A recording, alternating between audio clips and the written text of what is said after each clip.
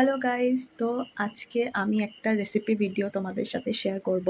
সেটা হচ্ছে টমেটো পাস্তার। তো এটা আজকে আমি রেডি করব বলে ভেবেছি। এখন সবে আমি অফিস থেকে এসেছি।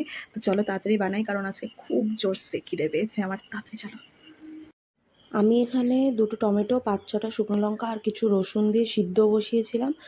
আর এদিকে পাস্তাটাও সিদ্ধ হতে বসিয়ে দিয়েছিলাম। তারপরে একটা মিক্সি জারে ওই সিদ্ধ সব টমেটোগুলো আমি পিউরে করে নিচ্ছিলাম, কারণ খোসাটা ছাড়িয়ে নিচ্ছিলাম অবশ্যই। আর এখানে কড়াইতে তেল দিয়ে তার মধ্যে অল্প একটু রসুন দিয়ে নিয়েছিলাম। আর যে পেস্টটা করে রেখেছিলাম আমি আলাদা করে, সেটা ঢেলে দিয়েছি।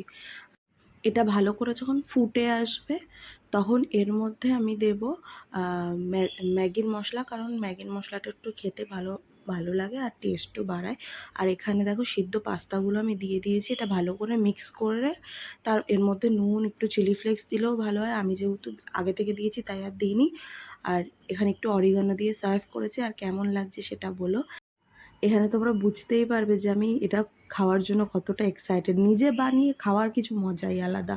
তা সত্যি সত্যি এখানে ভালো লাগছিল, খুবই টেস্টি হয়েছিল। আমি নিজে নিজেই বলছি যে আমি ফাটিয়ে দিয়েছি। সত্যি খেয়ে আজকে খুব মজা এসছে আর খুব মজা লেগেছে। সত্যি এটা খেতে খুব ভালো হয়েছে। তোমরা যদি বানাও আমার সাথে অবশ্যই পিকচার শেয়ার করবে। আর এটা এখন আমি ফিনিশ করি।